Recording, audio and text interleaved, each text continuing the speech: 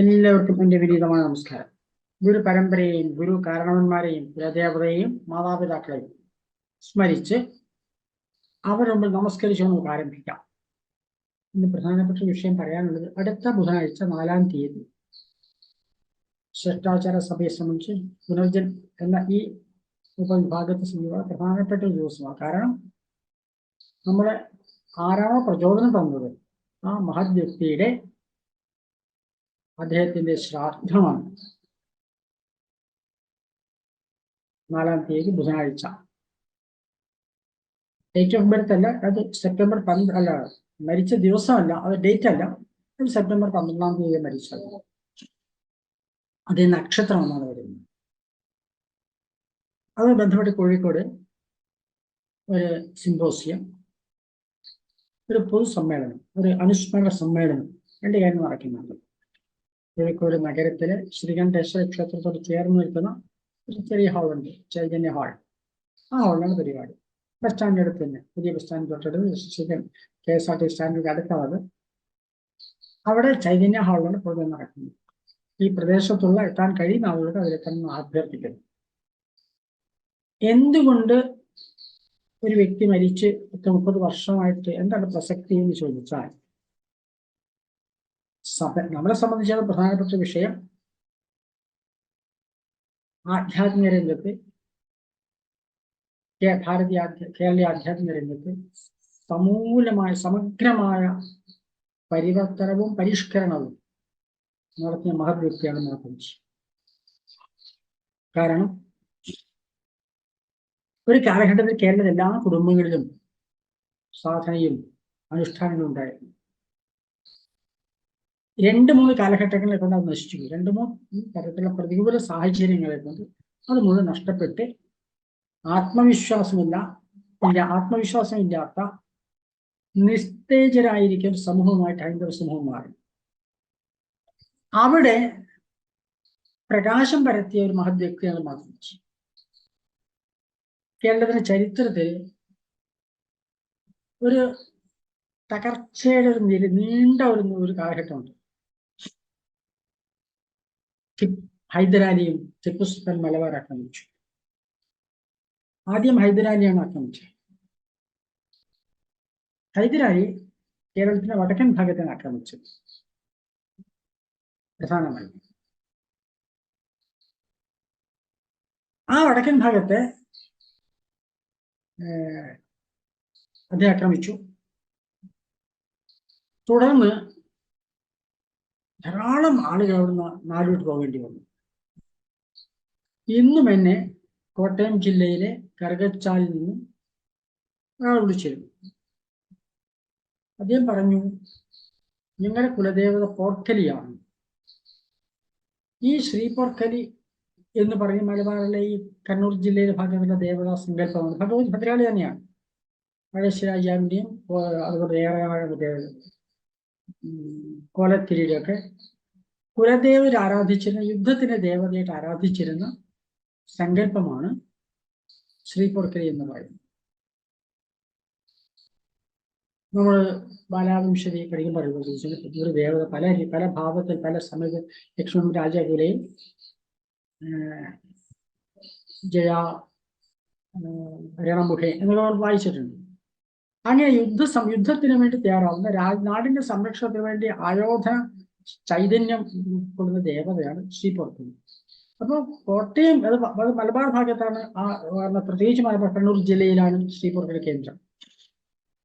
ശ്രീ പോർക്കലിയുടെ മൂലസ്ഥാനം എന്ന് പറയുന്നത് നമ്മുടെ ഗുരുനാഥന്റെ മാത്തണയിലെ വീടിന് തൊട്ടടുത്ത് ഒരു വിഷ്ണു ക്ഷേത്രമുണ്ട്, കുണ്ടേനമ്പലം എന്ന് പറഞ്ഞിട്ട്.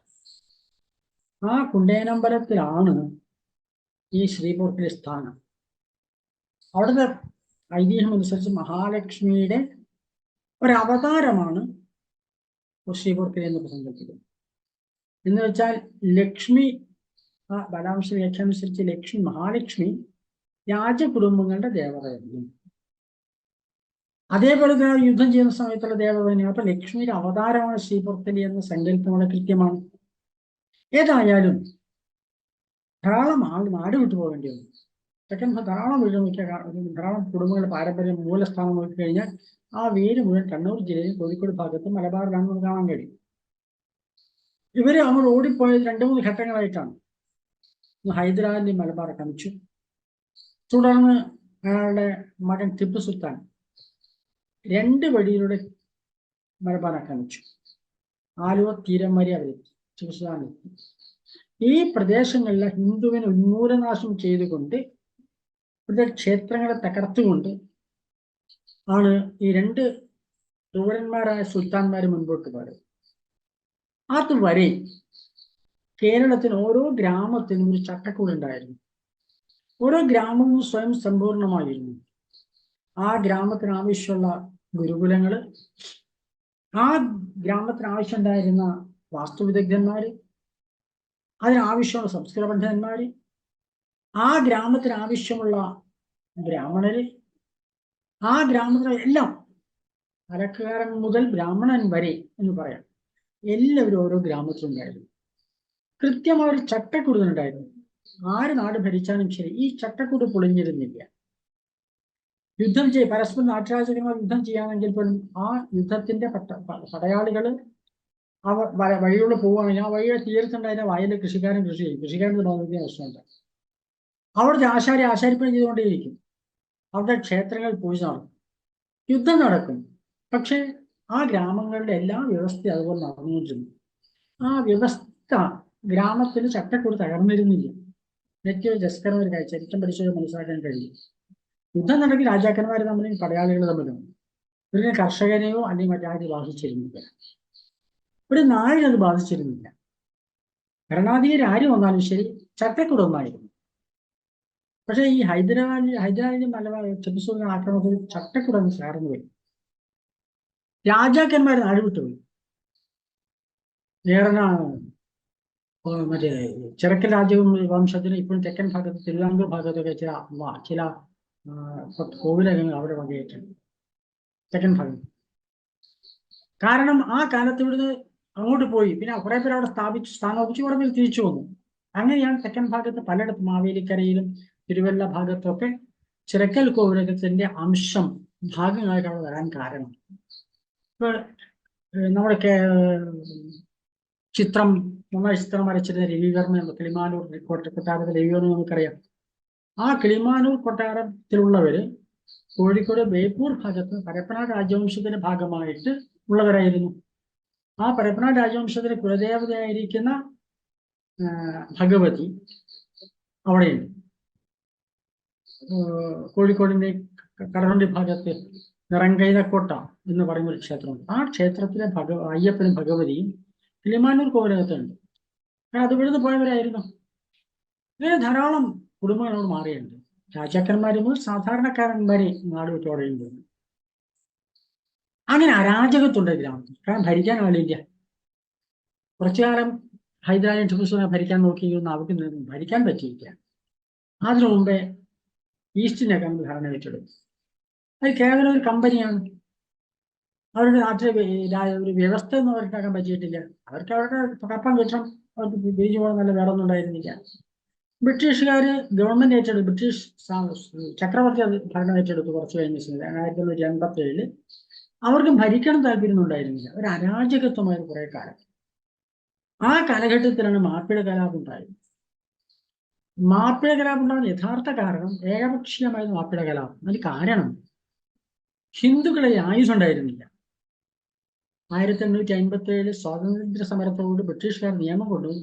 ഡൽഹൌസി പ്രഭു നിയമം കൊണ്ടുവന്നു. ഇവിടെ ആയുധങ്ങൾ വെച്ചിരിക്കാൻ പാടില്ല, കളരികളിൽ ആയുധങ്ങൾ നിരോധിച്ചു. അപ്പൊ ആയുധങ്ങൾ നഷ്ടപ്പെട്ടു ഹിന്ദുവിന്. ആ ഹിന്ദുവിനെയാണ് മുസ്ലിം ആക്രമിക്കുന്നത്. തിരിഞ്ഞു നിൽക്കാൻ പോലും പറ്റാത്ത ഹിന്ദു ആത്മവിശ്വാസം നഷ്ടപ്പെട്ടു. നിരന്തരമായ അടികളാണ് വന്നിരുന്നത്. ഒരു മാപ്പിള കലാപത്തോടു കൂടി ആയിരക്കണക്കിന് ക്ഷേത്രങ്ങൾ തകർന്നു. 10,000 ആളുകൾ മതം മാറ്റി. സ്ത്രീകളെ ബലാത്സംഗം ചെയ്തു. ആ മുസ്ലിം ആധിപത്യം 65 വരെ മലപ്പുറം ജില്ലയിൽ ഉണ്ടായിരുന്നു പറഞ്ഞാൽ നമുക്ക് വിശ്വസിക്കാൻ പറ്റില്ല. ഇവിടുത്തെ കടപ്പുറങ്ങളിൽ നിന്ന് വെള്ളിയാഴ്ച മീൻ പിടിക്കാൻ മുക്കൂർക്ക് പറ്റില്ലായിരുന്നു. ഞാൻ മുസ്ലിങ്ങൾ സമ്മതിക്കില്ല. ആധിപത്യം മുസ്ലിം പള്ളികൾക്ക് മുൻപിലൂടെ നമ്മുടെ ഘോഷയാത്രയും കല്യാണ ഘോഷയാത്ര പോകാൻ സമ്മതിക്കില്ല അവർ. ആ തരത്തിൽ ആധിപത്യം ഇവിടുത്തെ മുസ്ലിങ്ങൾ ഹിന്ദുക്കൾ ചെയ്തുകൊണ്ടിരുന്നത്. മലപ്പുറം ജില്ലയിലെ പല ഗ്രാമങ്ങളിലും ഹിന്ദുക്കൾ തീരെ അഭിമാനമില്ലാതാണ് ജീവിച്ചത്. ആ സമയത്താണ് കേരളത്തില് രാഷ്ട്രീയ സ്വയംസേവക സംഘം വരുന്നത്. ആ സ്വയംസേവക പ്രവർത്തനം കൊണ്ടാണ് കേരളത്തിലെ ഹിന്ദുവിന് അഭിമാനം ഉണ്ടാകുന്നത്. തിരിച്ചടിക്കാൻ കഴിയും എന്നുള്ള, നമുക്ക് പിടിച്ചു നിൽക്കാൻ കഴിയും എന്നുള്ള ആത്മവിശ്വാസം പകർന്നു കൊടുത്തത് രാഷ്ട്രീയ സ്വയംസേവക സംഘമാണ്. അതിന്റെ നേതൃത്വത്തിലുണ്ടായിരുന്ന വളരെ കുറച്ച് ആളുകളിലെ ഒരു പ്രധാനപ്പെട്ട വ്യക്തിയായിരുന്നു മാധവി. ആ മാധവി ചെയ്ത കാര്യം, അദ്ദേഹം രാഷ്ട്രീയ സ്വയംസേവക സംഘത്തിന്റെ പ്രവർത്തനം തുടങ്ങി മുൻപോട്ട് പോയി. അതിന് അദ്ദേഹം ശ്രീവിദ്യാ സമ്പ്രദായ ദീക്ഷിതനായി. ആ സംഘപ്രവർത്തനയിടയിൽ തന്നെ ആ ശ്രീവിദ്യാ സമ്പ്രദായ ദീക്ഷിതനായതിനെ തുടർന്നുണ്ടായിരിക്കുന്ന ആത്മീയ ചൈതന്യം കൊണ്ട് അദ്ദേഹം സമഗ്രമായ പരിവർത്തനം വരും. അദ്ദേഹം ആധ്യാത്മിക സാധന, ആ ആധ്യാത്മിക സാധനയുടെ ചൈതന്യം നേടിയെടുക്കേണ്ടത് കേരളീയ ഹൈന്ദവസം കാണിച്ചു കൊടുത്തത്. മാത്രമല്ല, കേരളത്തിൽ തകർന്നുപോയ ടിപ്പുവിന്റെ കാലത്തും ഹൈദരാലിന്റെ കാലത്തും മാപ്പിള കലാപത്തെ കാലത്തും തകർന്നുപോയ ആയിരക്കണക്കിന് ക്ഷേത്രങ്ങൾ, ആ ക്ഷേത്രമുറ്റത്ത് ആണ് രാഷ്ട്രീയ സ്വയംസേവക സംഘം തുടങ്ങിയത്. കാരണം നിത്യേന ഒന്നിച്ചു കൂടാൻ വേണ്ടിയിട്ട് ഒരു ഗ്രൗണ്ട് വേണം, ഒരു സ്ഥലം വേണം. ആ കാലത്ത് ആരും അത് കൊടുക്കാറില്ല. ആ സമയത്ത് എല്ലാ ഗ്രാമത്തിലും കുറെ ക്ഷേത്രങ്ങൾ തകർന്നു കിടക്കുന്നുണ്ട്, കാട് പിടിച്ച് കിടക്കുന്നുണ്ടാവും. ആ കാട് പിടിച്ച് കിടക്കുന്ന ക്ഷേത്രങ്ങള് വെട്ടിത്തെളിയിച്ച് അവിടെയാണ് സംഘത്തിന്റെ പ്രവർത്തനം ആരംഭിച്ചത്. അപ്പം മെല്ലെ മെല്ലെ അവിടെ വിളക്ക് വെക്കാൻ തുടങ്ങി. ശാഖ കഴിഞ്ഞാൽ പോയിട്ട് വിളക്ക് വെക്കും, നാമം ജപിക്കും, അവിടെ നവരാത്രി കാലത്ത് ഭജന പാടും. അങ്ങനെ മെല്ലെ ഗ്രാമങ്ങൾ ഉണരാൻ തുടങ്ങി. ഈ സംഘപ്രവർത്തനം വികസിക്കുന്ന സമയത്ത് കേവലം സംഘടനാ പ്രവർത്തനമല്ല വികസിച്ചത്, അവിടെ സംഭവിച്ചത് മൊത്തം ഹൈന്ദവ സമൂഹ അടിത്തറയിൽ ഒരു പ്രചോദനകരമായ രീതിയിലുള്ള ഇളക്കം ഉണ്ടായി. ആ സമയത്ത് കമ്മ്യൂണിസ്റ്റ് സ്വാധീനം കൊണ്ട് ഇതൊക്കെ അന്ധവിശ്വാസമാണ്. ഒരു ഭാഗത്ത് രാഷ്ട്രീയ സ്വഭാവ കമ്മ്യൂണിസ്റ്റുകാർ, ക്രിസ്ത്യൻ സ്വാധീനം ഉണ്ടായിരുന്ന യുക്തിവാദികൾ, ഇവരൊക്കെ ഇതിനെ എതിർക്കാനും പരിഹസിക്കാനും തുടങ്ങി. ആ സമയത്ത് ഇതിന് ശാസ്ത്രീയമായ അടിത്തറയുണ്ടെന്നും ഇത് ആധുനിക ശാസ്ത്രത്തിന് മുൻപിൽ പിടിച്ചു നിൽക്കാൻ കഴിയാവുന്ന യുക്തിഭദ്രമുള്ളതാണ് ക്ഷേത്രങ്ങളുടെ സങ്കല്പമെന്നും അദ്ദേഹം മാധവജി തെളിയിച്ചു. അതിനുള്ള ലേഖനങ്ങൾ എഴുതി സിംഹം നേതൃത്വം കൊടുത്തു. അങ്ങനെ ഹൈന്ദവ സമൂഹത്തിന് നേതൃത്വം കൊടുത്ത, സമഗ്രമായ പരിവർത്തനം നേതൃത്വം കൊടുത്ത, പ്രചോദനം കൊടുത്ത ഒരു മഹത് വ്യക്തിയാണ് മാധവജി. 1953 മുതൽ അദ്ദേഹം ലേഖനങ്ങൾ, വേരുത്തമ്പി ദാളയെ പറ്റി മുതൽ അദ്ദേഹം ലേഖനങ്ങൾ എഴുതിയിട്ടുണ്ട്. അതിന്റെ മുഴുവൻ ലേഖനങ്ങളും സമാഹരിച്ച് നമ്മുടെ ഈ 4ാം തീയതി നടത്ത അനുസ്മരണ സമ്മേളനത്തിൽ പ്രസിദ്ധീകരിക്കുന്ന 4 പുസ്തകങ്ങൾ നമ്മളിവിടെ പ്രസിദ്ധീകരിക്കുന്നുണ്ട്. മാധവിയുടെ മുഴുവൻ ലേഖനങ്ങളും സമാഹരിച്ച 4 പുസ്തകങ്ങളാണ് നമ്മൾ പ്രസിദ്ധീകരിക്കുന്നത്. അത് നമ്മളല്ല ചെയ്യുന്നത്. 2 വർഷം നിങ്ങൾക്ക് ഓർമ്മയുണ്ടാവും, ഒരു ഓൺലൈൻ ഒരു വർഷം 2-3 വർഷം നമ്മൾ ഓൺലൈനിലാണ് നമ്മൾ അനുസ്മരണം നടത്തിയത്. അങ്ങനെ ഒരു വർഷത്തെ ഓൺലൈൻ ഒരു പരിപാടിയുടെ പ്രഭാഷണം ആണ് മാധവിയുടെ സാഹിത്യങ്ങളെ പറ്റിയുള്ള ഒരു പഠനം എന്ന രീതിയിൽ ഡോക്ടർ ദീപേഷ് ചെയ്തിട്ട് അത് മാധവ കേരള സുധാന്റെ പുസ്തകമാക്കിയത്.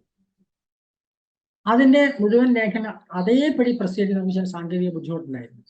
പക്ഷെ ഇപ്പോഴ് കുരുക്ഷേത്ര പ്രകാശം അത് മുഴുവൻ സമാഹരിച്ച്, ആ ലേഖനം സമാഹരിച്ച് 3 പുസ്തകങ്ങൾ പ്രസിദ്ധീകരിക്കാൻ പോവുകയാണ്.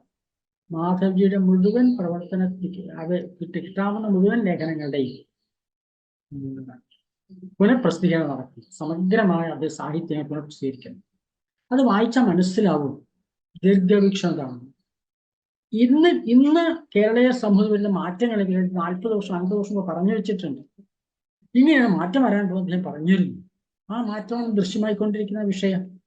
അപ്പൊ ഏതായാലും അത്ര ദീർഘവീക്ഷണമുള്ള പ്രചോദനം കൊടുത്ത ഹൈന്ദവ സമൂഹം നേതൃത്വം കൊടുത്ത ലക്ഷ്യബോധം ആ മഹത് വ്യക്തിയുടെ പ്രചോദനം ഉൾക്കൊണ്ടുകൊണ്ടാണ് ശ്രേഷ്ഠാചാര സഭയും തുടർന്ന് അനുബന്ധമായിരിക്കും മുഴുവൻ പ്രവർത്തനം നടക്കുന്നത്.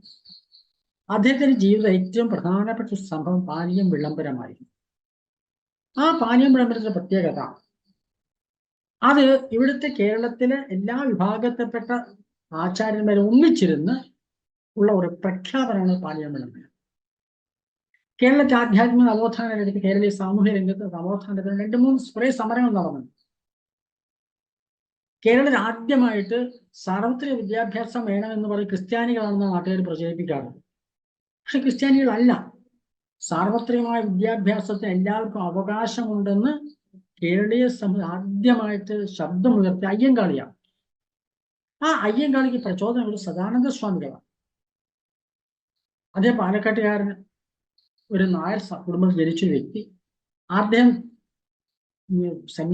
അവധൂത സന്യാസിയായിട്ട് മാറിയിട്ട് അദ്ദേഹം തിരുവനന്തപുരത്ത് പോയി പ്രവർത്തിച്ച് അവിടുത്തെ രാജകൊട്ടാരത്തെ പത്മനാഭസ്വാമിയുടെ മുൻപിൽ വെച്ച് ജാതിക്കെതിരായിട്ട് പ്രസംഗിക്കുകയും ആഹ്വാനം ചെയ്ത ഒരു മഹത് വ്യക്തി. അദ്ദേഹത്തിന് പ്രചോദനം ഉൾക്കൊണ്ടുകൊണ്ടാണ് അയ്യങ്കാളി ഹരിജനോദ്ധാനം തുടങ്ങിയത്. ഞങ്ങൾക്ക് വിദ്യാഭ്യാസ അവകാശം, സാർവത്രിക വിദ്യാഭ്യാസം വേണം, സ്ത്രീകൾക്ക് വിദ്യാഭ്യാസം വേണമെന്ന് കേരളീയ ആദ്യമായിട്ട് ഉറക്കെ പറഞ്ഞത് അയ്യങ്കാളിയാണ്.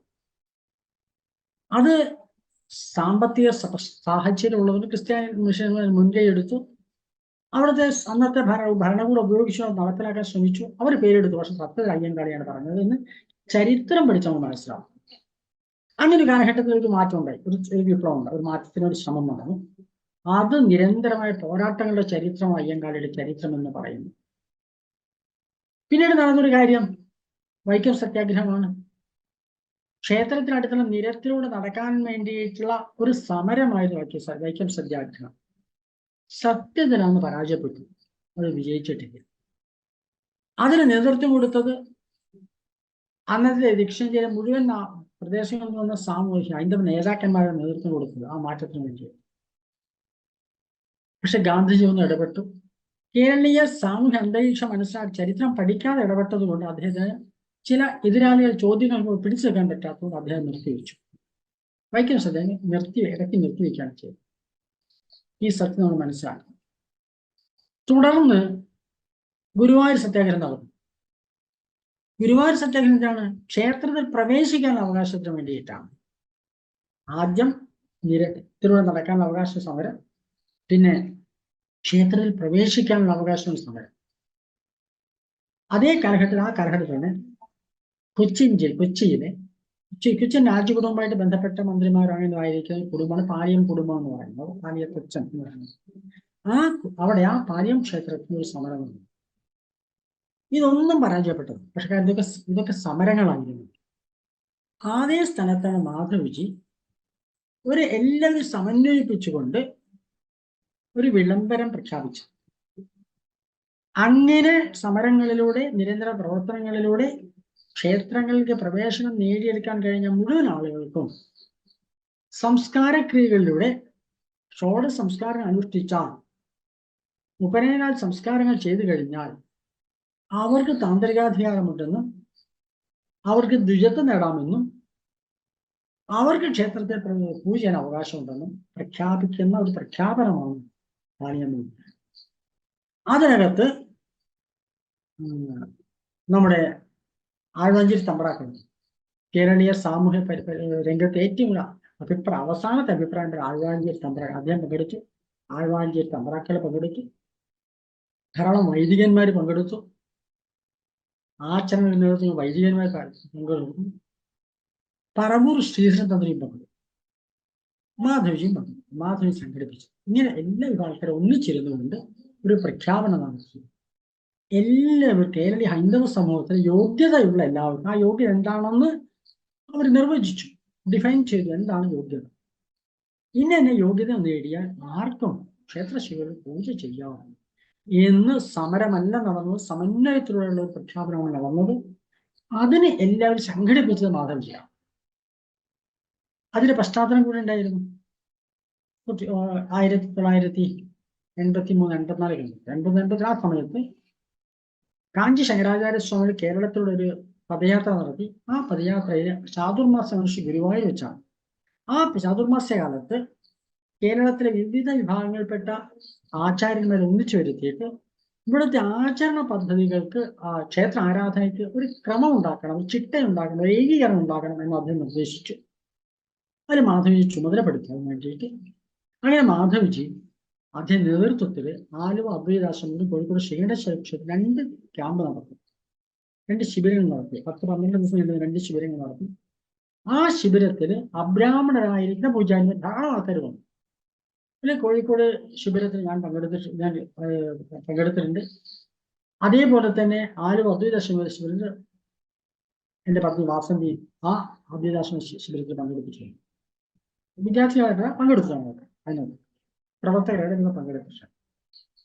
അപ്പോൾ ഈ രണ്ട് സ്ഥലത്ത് വെച്ചിട്ടും ധാരാളം അബ്രാഹ്മണ ആളുകൾക്ക് മാധവിയുടെ നേരിട്ടുള്ള നേതൃത്വത്തിൽ മാധവിജിയുടെ പ്രഥമ ശിഷ്യനായിരിക്കുന്ന അഴകത്ത് ശാസ്ത്രജ്ഞൻ നമ്പൂതിരിപ്പാട്, അതിന് തന്ത്രവിദ്യാപീഠത്തിലെ ആദ്യത്തെ ബാച്ച വിദ്യാർത്ഥിയും പിന്നീട് അവിടുത്തെ അധ്യാപകനും കേരളത്തിലെ പ്രമുഖനായ തന്ത്രിയുമാണ്.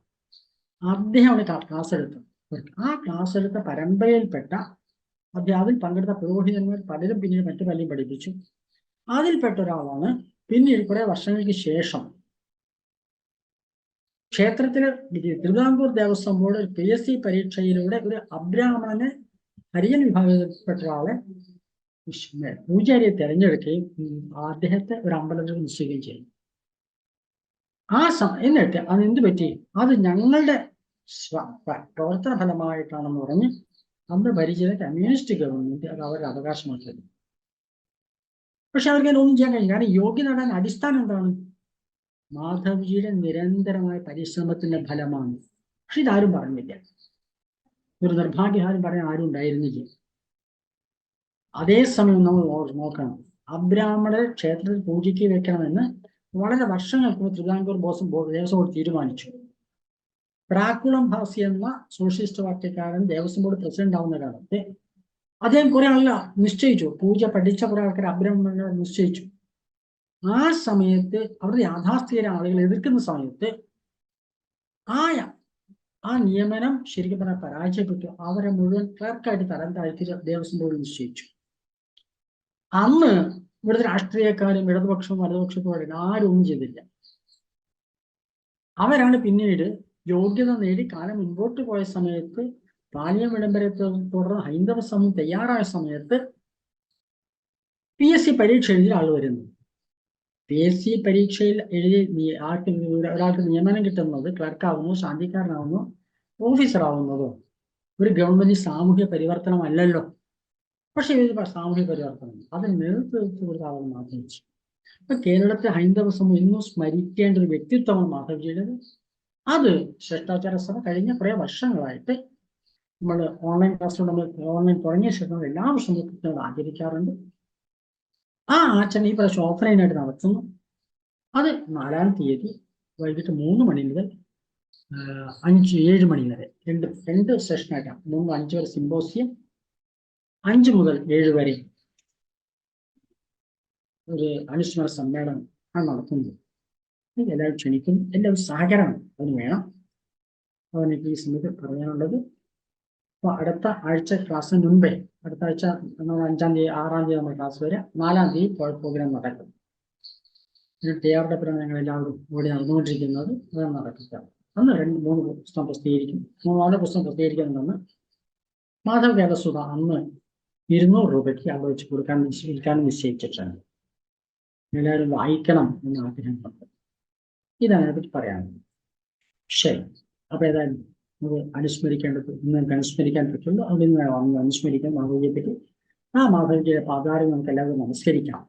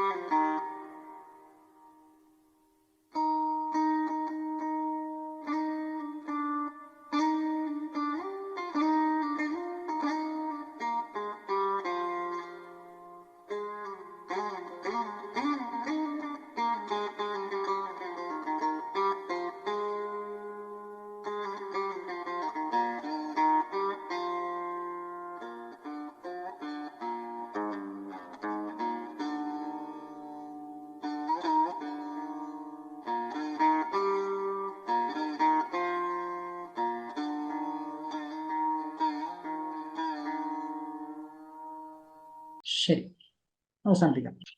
എല്ലാവർക്കും നമസ്കാരം.